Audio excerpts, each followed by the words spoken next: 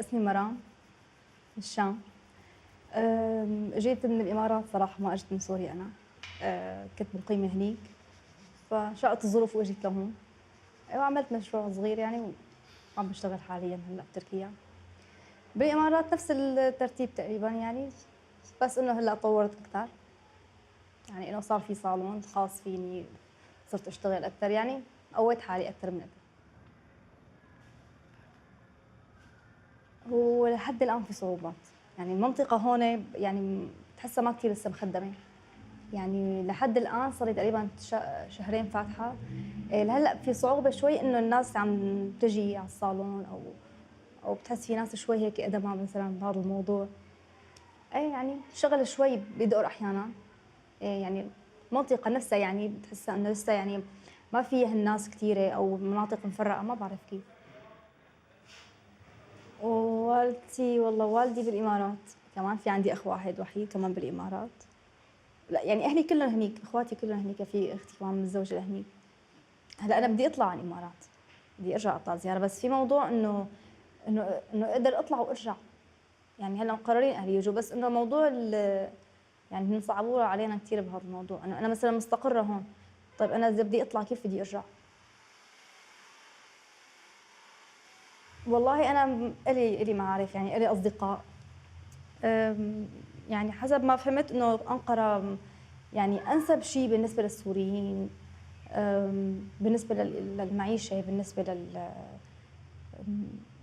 يعني لكتير أمور، إنه أحسن من غير مناطق يعني صراحة.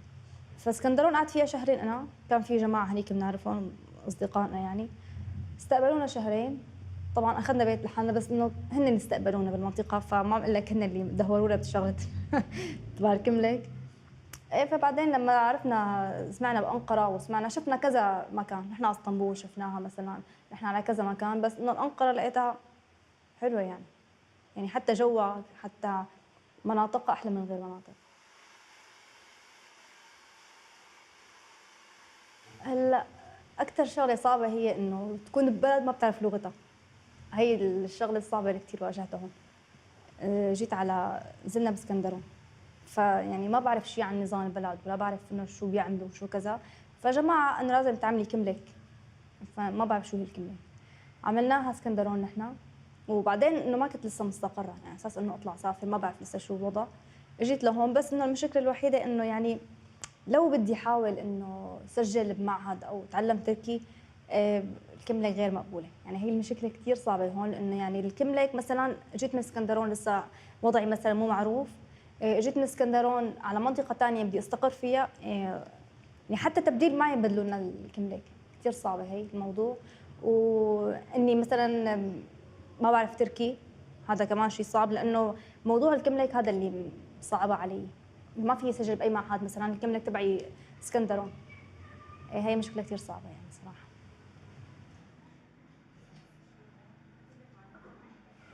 عندي بنتين وصبي.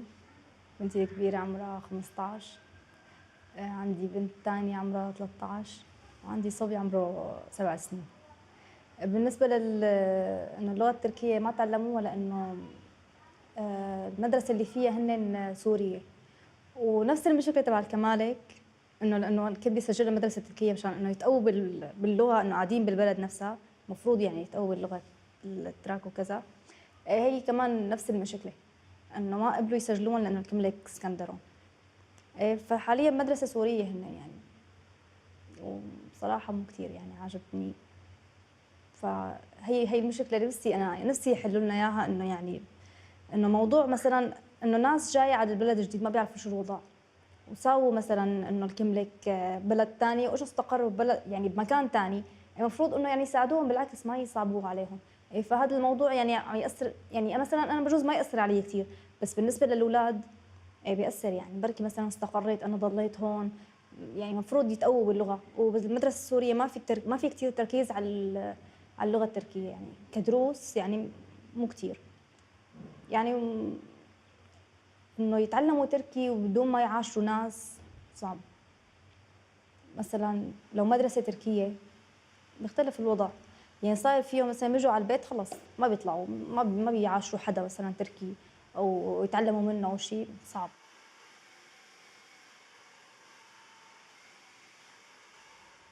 صراحة بتمنى البلد أول شيء ترجع أكيد، لأنه أولادي ما بيعرفوا سوريا منيح. يعني أنا عندي ابني الصغير مو قد ما وعي على الدنيا، يعني سوريا ما بيعرفها.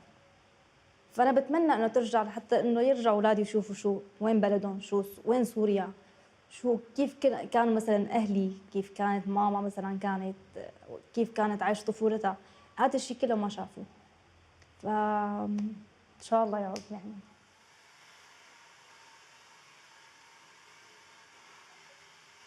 في نسوان عندها طموحات مثلا أكثر من الرجال، أكثر من الشاب هلا مثلا بعمر 20 يكون مثلا ما عنده طموح، ما عنده مثلا إنه شيء لقدام، خلص يعني عايش يوم. أنا وقت جيت لهون صراحة ما كنت مفكرة بالصالون، بس لما صار الحكي وانفتح الصالون وكذا، لا إنه لا بدي أقوي حالي مثلا، إنه هلا كمان نحن ببلد مو بلدنا. المفروض لا واحد يفكر يعني مثلا إنه لا أنا بالعكس لو بلد مو بلدي المفروض إنه أنا طور حالي مثلا، شيء مثلا اللي ما قدرت اعمله ببلدي بعمله ببلد تاني. يعني انه لا ما بدي اعيش انه يعني والله انا وضعي مثلا هنيك بلدي مثلا حرب وكذا، يجي لهون العالم تطفى علي او تزعل علي او يتحننوا علي مثلا بشويه اغراض، لا بالعكس انا ما بحب هاي الفكره نهائيا. بحب انه يعني اتعب اشتغل، معلش انا مثلا شوي بتعب، عندي مثلا شغل بالبيت، عندي التزامات وبرجع على الصالون وشغل وكذا، لا بس بحب انه يكون عند الوحده يعني طموح، انه تفكر لقدام، آه يعني تأمن مستقبلها، مستقبل مثلا اولادها. يعني هذا الشيء بالعكس انا كثير بحبذ الفكره هي يعني بالنسبه للمراه. بحب انه تضل يعني لا انه ضعيفه ولا بتضعف المراه كثير يعني اكثر من الرجل. يعني بتجيها اوقات انه ضعفت انا تعبت، بس بدها ترجع تقوي حالها، يعني غصبا عنها بدها ترجع تقوي حالها او يمكن بتتظاهر شوي بالقوه قدام الناس، بس انه من جوا بتكون تعبانه، بس انه يعني هذا الواقع يعني هيك لازم، يعني وضعنا هيك بدنا نكون شوي قوايا يعني ونعيش يعني نقوى على الظروف شوي.